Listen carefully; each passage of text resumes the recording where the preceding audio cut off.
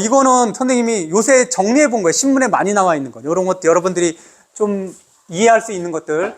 오늘 경제신문들을 정리해 본 건데, 이건 오늘만이 아니라 그건 최근 거야.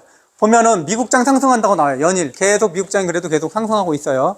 근데 반면, 코스피가 하락하고 우리나라 장은 어땠다고 그랬어요? 지지부진해져요. 계속 2,500, 2,600 이렇게 계속 움직이고 횡보하고 있다. 그걸 횡보라 그러죠. 아주 떨어지지도 아주 올라가지도 않는 거 그냥 원래 약간 올랐다 내렸다 올라갔다 내렸다 그냥 쭉 평형하게 가는 걸 횡보라 그래요. 여기서 봤을 때 금값 오르고 금값은 어마어마하게 올라요. 지금 매일 뭐 g당 1,000원, 2,000원씩 막 오른단 말이야. 금값이. 실제로 금값은 언제 오르냐면 일반적으로 금값은 두 가지일 때 올라요. 두 가지. 첫 번째 어디예요? 금은 무슨 자산이라고 얘기를 해요? 금은 안전자산이라고 그래요. 왜 안전자산이라고 그럴까? 금은 경제가 어려울 때 또는 세계가 또는 전쟁이나 이런 것들도 위기에 놓였을 때 이랬을 때 안전자산이라고 생각한단 말이에요. 모든 사람들이 금은 안전자산이구나 이렇게 생각해서 세계가 조금 위기에 빠져 있거나 경제가 위기에 빠져 있으면 금에 대해서 수요가 많아진단 말이야. 수요가 많아지면 가격은 어떻게 돼요? 올라가고 있다는 거예요. 지금 금값이 올라간다는 것은 사람들이 지금 전 세계가 안전하다는 걸까? 그렇지 않다는 거지. 왜 그래요? 지금 중동에 계속 연일 작은 분쟁들이 계속 있잖아요. 그치? 전쟁 계속되고 있잖아요. 그렇죠? 이스라엘하고 그렇게 해서 계속 싸우고 있단 말이야. 그게 어떻게 확전될지 모르니까 거기에 대한 불안감들, 이런 위기의식들을 느끼는 거야. 뭐 러시아하고 우크라이나 싸움도 계속해서 아직도 진행 중이죠. 이런 싸움 위기감들을 사람들이 피부로 느끼다 보니까 금값이 오르고 있는데, 금값은 또 언제 오르냐면 미국의 달러가 세계 기축통화라고 그랬죠.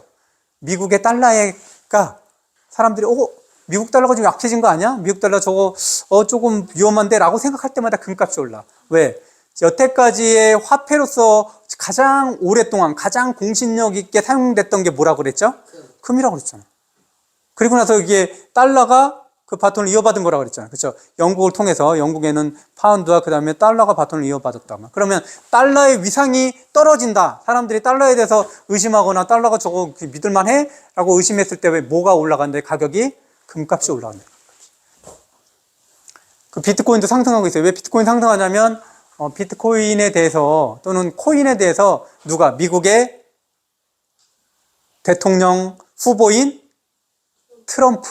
트럼프는 코인에 대해서 우호적이래요. 그래서 트럼프가 몸담은 공화당이 코인에 대해서 우호적인 정책을 낸대요. 정책이 우호적이라고 그래서 그쪽이 트럼프가 대통령이 될 확률이 높다. 그럼 비트코인 가격, 코인 가격이 올라간다고 합니다. 이래서 지금 올라간다고 얘기해요. 지금 미국장은 계속 올라간다고 그랬죠? 한국장은 어떻다고 그랬어요? 지지부진해요.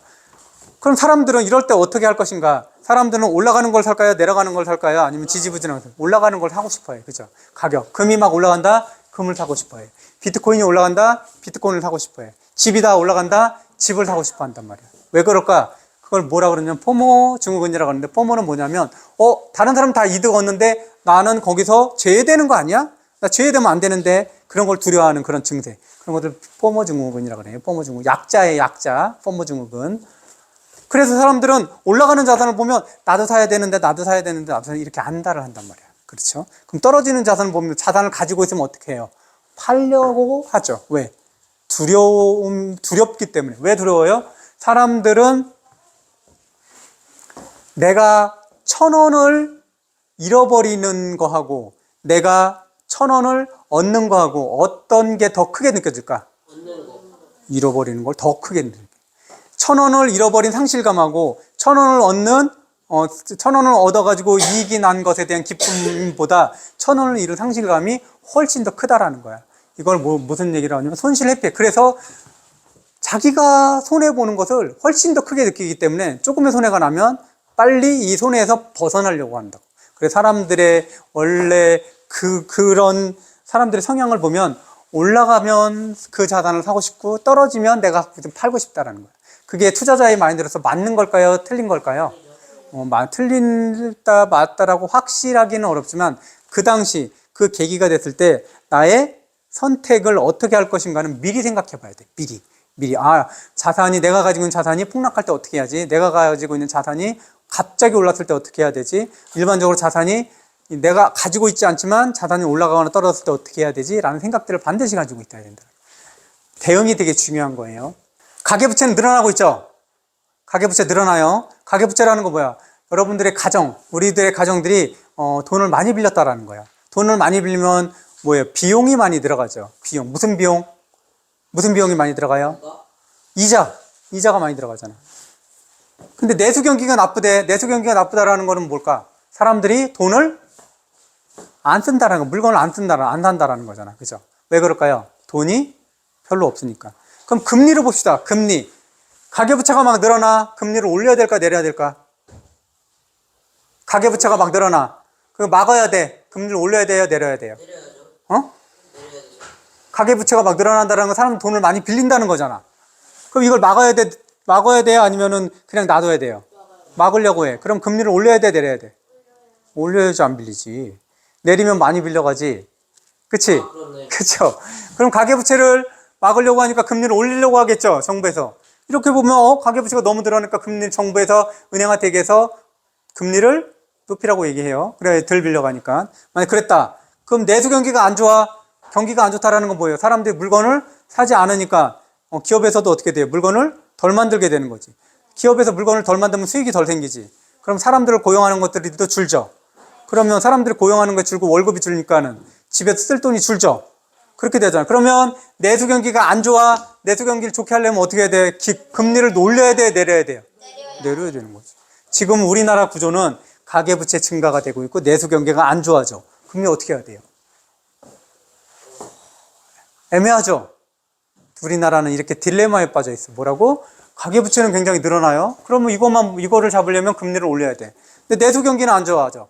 이것만 잡으면 이거를 해결하려면 어떻게 돼요? 금리를 내려줘야 돼. 왜? 금리를 내리면 뭐가 풀려요? 시중에. 금리를 내리면 시중에 돈이 풀리게 되잖아. 돈이 풀린다라는 거는 쓸 돈이 생기니까 그걸 가지고 물건을 살 수 있는 거잖아. 지금은 이런 상황이라는 거예요. 네. 그래서 이 두 상황에서는 지금 우리나라에서는 가계부채가 늘어나는 것은 부동산 쪽 때문에 더 늘어나는 거 아니냐. 그래서 부동산 쪽을 자꾸 막고 있는 거예요. 내수 경기가 어려우니까 지원을 해주겠죠. 돈을 푸는 방식을 좀 바꿔서 그렇게 해서 지원을 해주는 방향으로 내수 경고를 좀 진작시키는 방법들이 있겠죠. 지금 요게 우리 신문들에 자주 나오는 내용들이에요. 이런 것들, 이런 상황들을 좀 이해를 해줬으면 좋을 것 같아요.